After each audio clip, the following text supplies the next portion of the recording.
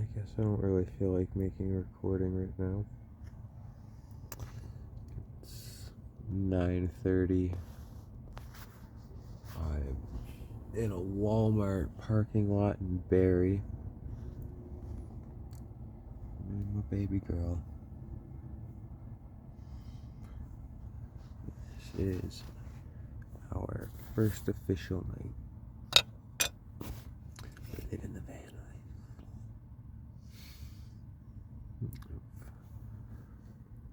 Reached out to most of the people I know. We've got a few jobs lined up. So things are looking up. Got some cash jobs, some plumbing, some garden stuff.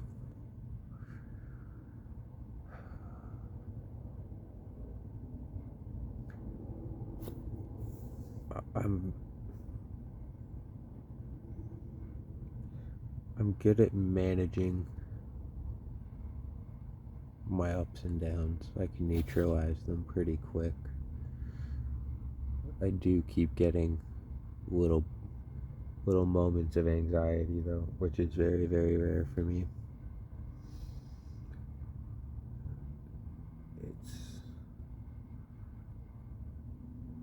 Nothing ever really feels real anymore. Maybe it just doesn't matter. Maybe it's not real.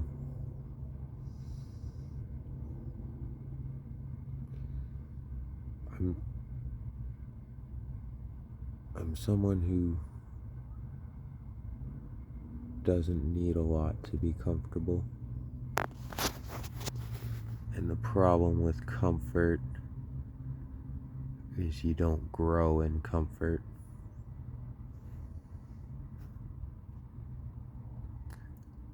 There's a saying I once heard, and it's always really stuck with me. And it feels very applicable to what I'm going through, I think, right now.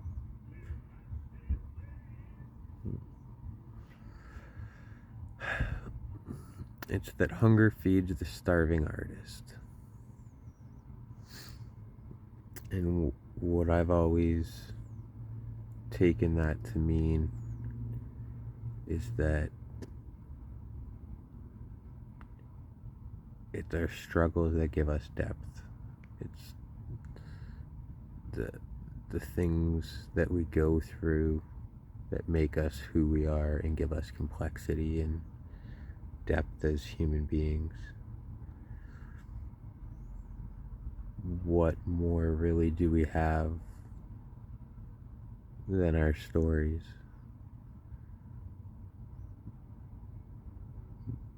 Our memories are really our experiences. They're the only things we take with us into the future. So much of our existence gets left behind from moment to moment, but it's the experiences in our life that we take forward. It's the things we learn, the things that affect us, that we allow to affect us.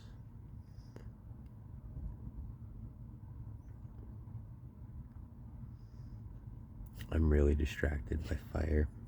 I got a candle going in here for a bit of warmth and light. Luckily it stopped raining.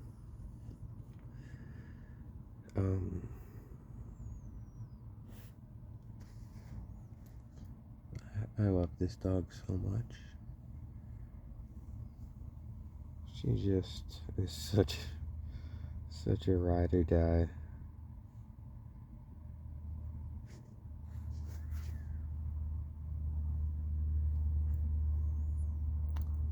I asked the universe to send me a woman that would love me even on my bad days, and that would be worth putting everything I had into. And that's how I ended up with Dio. And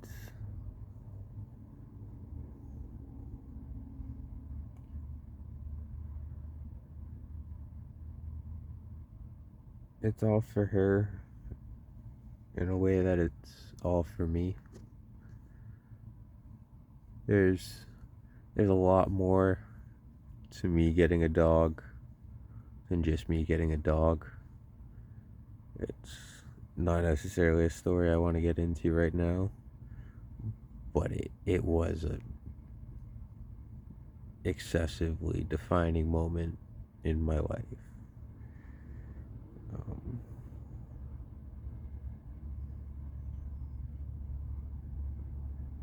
Yeah, I don't know. I guess if you want to follow along on this journey with me, that's cool.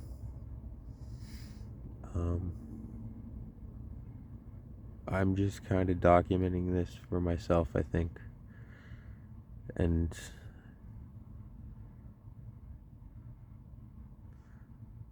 I think there's a lot of guys out there, probably a lot of women too,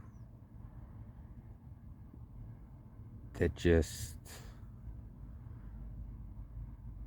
they don't want to do it anymore. You know, everything is a battle, and everyone's fighting and everyone's complaining. And, you know, I can make good money when I want to, but even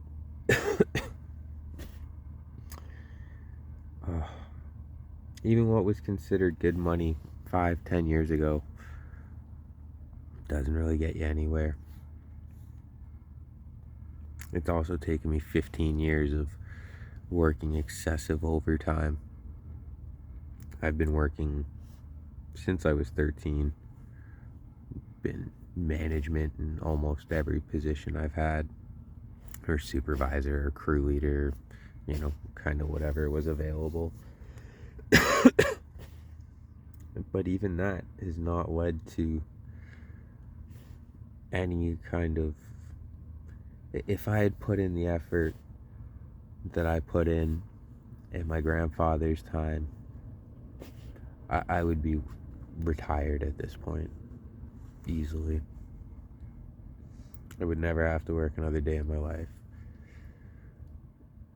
But instead, I'm living in a van. And granted, I was not always smart with my money. I didn't know you had to be actually educated in finance, that money is its own language, and you have to learn to speak that language or you will always be broke, especially in today's day and age. That was something I learned during the lockdowns. I went through a back injury at the start of it all, and I figured I was probably not going to be able to work again, and I should probably start learning some other stuff that didn't involve busting my ass every day to make a paycheck.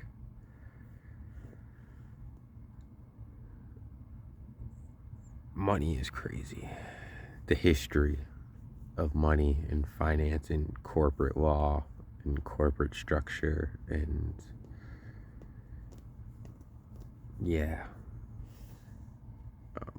tax law. There's a reason they don't teach us that in school. There's definitely a reason why they don't teach us taxes in school.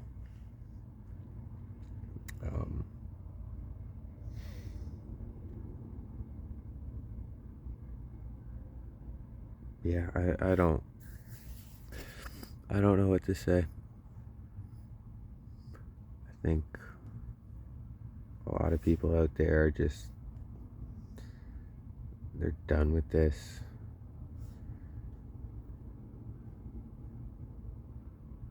You know, I bust my ass day in, day out, 50% of my money goes to taxes. And most Canadians are very naive about what actually happens to our money and how the system works. And oh, we have free healthcare, and you know, it's not. It's the same thing as the States. We're still paying $200 for an Advil and $60 for a can of Coke. And, those are inflated numbers, but the exaggerations and the inflation is very serious, and we just pay for it up front. Money goes to private corporations for research and development, which they then sell back to the government for profit and private money.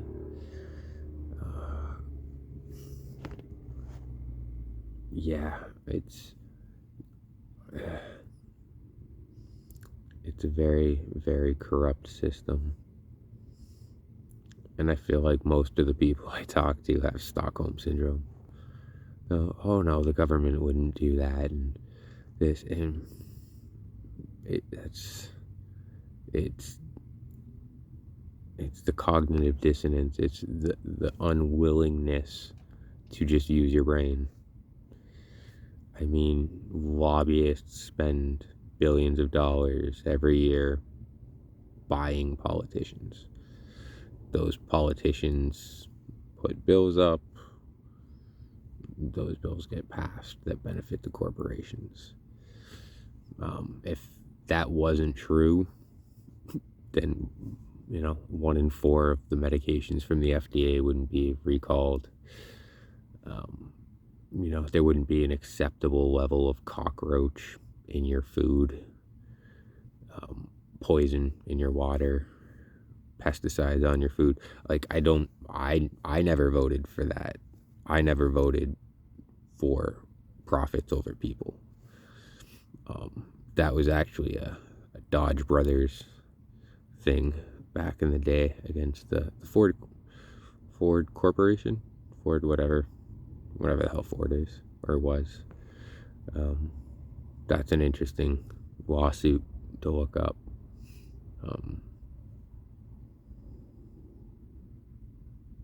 I don't know, something's got to change. Something's got to change very drastically and very soon.